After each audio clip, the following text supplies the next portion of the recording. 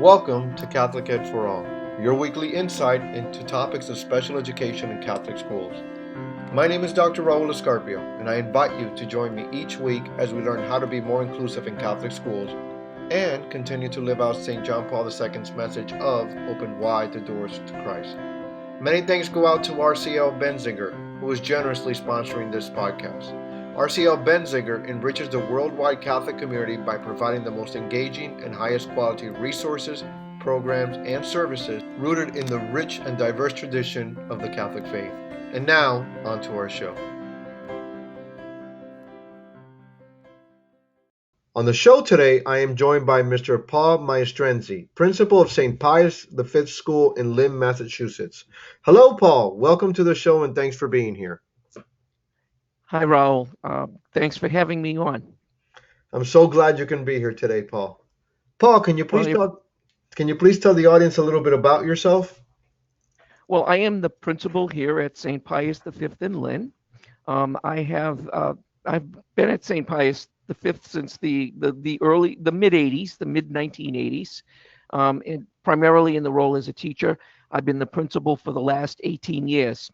And during this time that I've been at St. Pius, I met my wife, Sherry, who happens to be the kindergarten teacher here at the school. So Oh, uh, I also I'm involved in adult education at a local community college, North Shore Community College, where I have taught English as a second language at every level and in every skill area since 1990.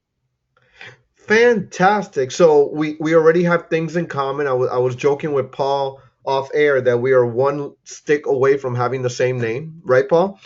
And we Yeah, we right. we are both it seems now I teach at the college level as well. I mean, we're not a community college anymore because we have some 4-year programs, but I prepare special education teachers. So fantastic, Paul. Nice to see that we have some things in common. So I always ask my former teachers, what grade did you teach at the school? So I've been fortunate. I've taught in the very early elementary. I taught kindergarten for a year, taught grade 4 for a number of years, and then moved to the junior high where I taught grade 7 and grade 8. So I've had a kind of a broad experience. Most of that in the middle school there was primarily teaching English language arts. So, what is the main difference between a kindergarten, you teaching kindergarten and you teaching middle school? What was that main difference? And you're laughing already. Yeah, I'm more afraid of the kindergartners. That's probably the biggest difference. Yeah. No, you're You would not. a lot of people see it the other way around. I have teachers, if I call in a sub, I don't want to do seventh and eighth grade, but I'll tell you, they're the ones who need us the most. And as long as you go in with no fear, you're really fine. They're really awesome kids. My best years teaching were in those middle grades. Well, they say it's like the ocean. You never turn your back on it, right? So, Right. You're right. but I'm sure as a principal, you can also appreciate how important the kindergarten level is. I'm always reminding my principals that they should have their best teachers teaching kindergarten because if you set that foundation, then they'll be set. Would you agree with that? It's so true. It's so true. And all through. I mean, beginning with kindergarten, but I mean the routines that are set there, establishing positive relationships, and our kindergarten teachers do a great job with that. It really does set the stage for a long course of excellence, and it becomes a model for the whole school. Very often, our kindergartners are the model. I have no hesitation saying to a group of fourth graders who might be not quite in the line that we want them to be as they're filing through the school. I just remind them, have you seen the kindergarten line lately? If you can do it then, you can do it now. If they can do it and you did it Yeah, before, you can do it again. Just remember. absolutely. So, what does St. Pius V School look like in terms of population and staff? Can you tell me about your role there and its diverse students? Sure. So I am the principal, as I said, and I also teach one section of reading. It's really the purpose is to kind of reduce the class size. So Oh, we have some larger cohort classrooms. And because of that, we try to fill in with part-time people who reduced that class size during reading and math. So just to be clear, in my third, fourth, fifth, and sixth grades, which are the homeroom size is large, they're all supported by either one or two part-time teachers who will take a section of reading or a section of math. In some cases, those classes are support classes. They're more than just reduce the class size. They're specifically aimed at providing extra support to learners who might need that. As a principal, naturally, I'm busy. I'm very happy to be teaching, though, even though it kind of takes out 40 minutes of my day, because I never forget then what it is to be the teacher. And I think administrators really need to know that. It'd be nice too some days if I swapped with a teacher, let them be the administrator, so that the teachers could know what it is to be the administrator. I have a wonderful faculty. The school itself, the city of Lynn, it's a very ethnically diverse inner city kind of quality. And we have probably, well, I'm going to say it's more than a third Latino, Hispanic origins, and then probably another 25% that would go across African American, African national, immigrant, African immigrants, as well as African American, and then Asian, probably the smallest group of which would be Asian, and the rest, your typical, white, blue collar working class. Lynn is very much of a working class city. The city itself was for many years a shoe city, and then the General Electric was here for a lot of years. In its origin, this school was primarily a white Irish school. When I came here to teach fourth grade, it would have been rare to see anybody other than a white face. Most of them were Irish or Italian, and most of their parents worked at General Electric. Since then, since those mid-'80s, naturally the demographic has changed. And we're very, very happy to be in Lynn, where there's such rich diversity, because we feel that it's a true gem, it gives us something that you can't get if you're not in a place where there's diversity. What a rich history, Paul. What a rich history that the town and the school has. I was joking when you were saying. I was thinking to myself when you were talking about how you actually teach a class. I cannot tell you how many times in my career I've heard, well, if you only taught a class, you would know exactly what I'm going through. And yeah, they can't use that with you, can they, Paul?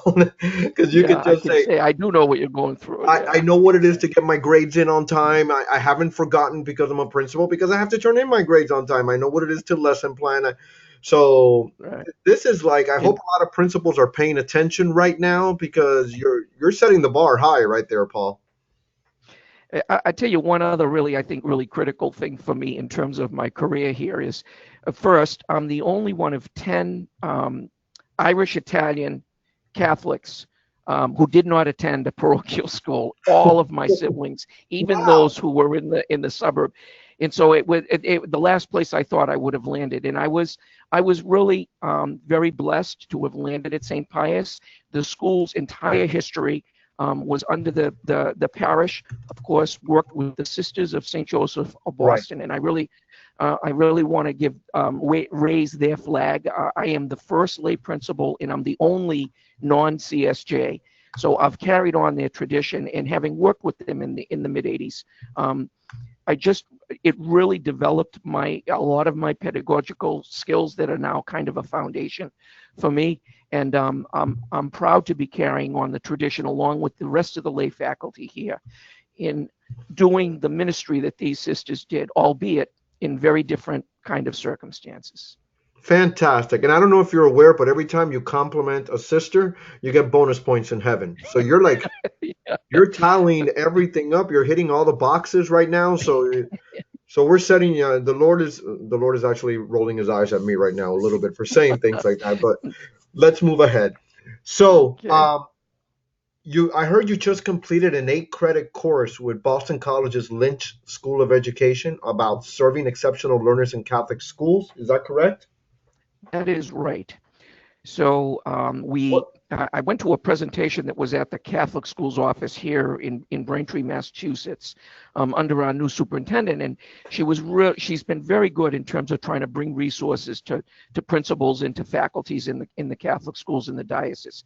So the gist of the whole thing was, IDEA, all of the title monies that are available to us. And so it was a really, really great seminar. This was 4 years ago. One of the presenters was Kristen Melly. So she's the director of professional development at Yes. the Roach Center for Catholic Education at Boston College. And she presented this 8-credit certificate course, which Boston College was discounting, and which I believe the Catholic Schools Foundation was trying to also help at that time with, helping pay for the courses. Basically it's 2 3-credit courses, 2 1-credit courses, and offered the way any college would offer them. I really, when I heard about it, I really wanted to go ahead with it. My issue was sending one teacher this summer, one teacher next summer. Right. I really felt that the best way to take it in and to really have it get rooted in the school and within the culture would be to do it as a cohort. And so I approached Kristen and asked her, is there any way we can do it? And it took a while before Kristen and I really were able to work something out. She had to work with her directors. I had to work naturally with my faculty. But ultimately, 2 years ago, we began with a 1-credit course in Universal Design for Learning. Beautiful. And that was followed by another 1-credit course that was really basically kind of bringing the Catholic social teachers in the formation element that you need to use with any learner, but particularly maybe learners who need support. Then beyond that, then the 2 3-credit courses, one of them was a behavior management for students with exceptional needs, and the other one was, strategies for dealing with the variety of learning profiles that come our way. Fantastic. And when you say you did a cohort, how are you able to lead your staff through this process? I mean, how many people we talking here and things like that? Well, initially it was 20 full-time faculty who were asked to do, and then because some of them did not stay over the course of the 2 years, it ended up being 16. We received certificates for this program just last month. I started talking with the faculty about it as soon as I thought it could happen, and I try to let them know that we were going to do this, and that while it would be great professional development for them, a definite need for the school. And so I think they were on board about that. There was time involved. So we did it in a number of ways. We cut back on a number of faculty meetings, and we try to schedule in time there. Our typical professional development is done through PLCs, professional learning communities, and we use a tuning protocol, and that's really kind of the center of our PD. And our professional development here is usually done in a day long rather than early release. We have no half days other than the one before Christmas and the last day of school. All other days are full days of school. That's really just to really accommodate the needs of families nowadays. So we don't have any early release days other than those two. So our professional developments tend to be very rich because it's a full day. For example, the Friday before Martin Luther King weekend was a full professional development day. So while we were doing these courses, those days were slotted on. We worked individually with each course professor to do some of it online. So it was sort of a blended approach where there'd be on-site meetings blended in with then some online work. In addition, we have something called what we call a block level. And so usually our tuning, so what we do is we call in 4 subs, and then in that 90-minute period, there are 3 90-minute periods in the day, and those 4 subs rotate around, providing 4 teachers at each level to take PD time. Usually it's the tuning protocol. In this case, we use that time in order for teachers to kind of complete assignments and so on. Fantastic. So it's very thorough, very focused. I see, and there's no wasted time. So I'm sure your teachers appreciated that. If you were going to do it, you might as well do it correctly. Can you share some lessons learned from this certificate program? Yeah, I mean, I think first of all, to do it all together, there was nothing better because it really allowed us to work, and really we were like a lab school in this respect, in that we had real kids with real needs, and so our projects tended to go directly toward them. I think the instructors like that too. Yes. They're very often working with people who are not even in a classroom. So that was a great learning for us to kind of bond. Although we're pretty tight with each other and very close with each other and supportive, I think it really helped us to see our own learning styles and differences. It really opened my eyes in that respect. Probably the areas, students with real social, emotional kind of issues, kids maybe who are, on the spectrum, a Right. lot of attention deficit. Those are probably the three areas that really got beefed up. Naturally, we've tried real hard to accommodate reading deficits and disabilities for a long time, and that really goes back to before I was the principal. So we've had something in place there, although it needed a kind of a rejuvenation. Math is another area where we haven't supported math as well as we've supported reading over the years. But in those two, the cognitive components were also important. We developed a child study team who meets every 2 weeks. We have a process now for teachers to refer into this child study team. Then a member of the child study team will go out, observe the child, kind of look at the teacher's concerns, maybe make some recommendations. If necessary, within the team, we'll decide let's try to do something very specific here. A behavior plan, maybe that includes, the parent, the student, the teacher, anybody in all the constituents, and then hopefully avoid a referral to the public schools where they come in and do the assessment. Sometimes that's what you need to do, and Right. that's what we do. And then a member of this child study team, as well as the classroom teacher or any support teacher who might be working with an identified student, would be at what we call the IEP, or the core meeting. Right. And usually the city of Lynn's pretty good. They come in and they do the meetings right here. Fantastic. Look at you talking all the special education language. Look at you. I mean, you can tell that the program. So really quick, can you tell me what some expectations? I know you started telling me a couple, but what is your hope now that you've completed this program? Can you tell me that real quick? Well, I'll tell you, at our last accreditation cycle, one of the issues was, how do we identify the right kid for the school when we're screening new applicants? And so I think this has broadened our ability to take in more kids, carefully, of course. We want always their needs to be met.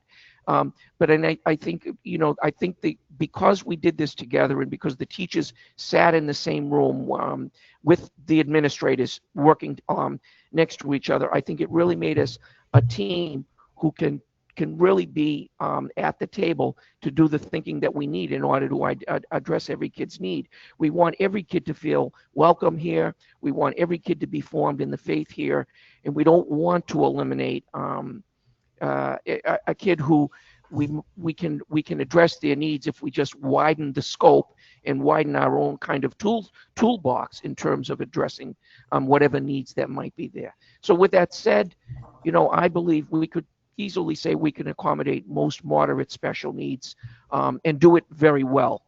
Because many of the things that are built into any Catholic school are very often those things that you see coming up on an IEP, a routine that will be satisfactory to the kid.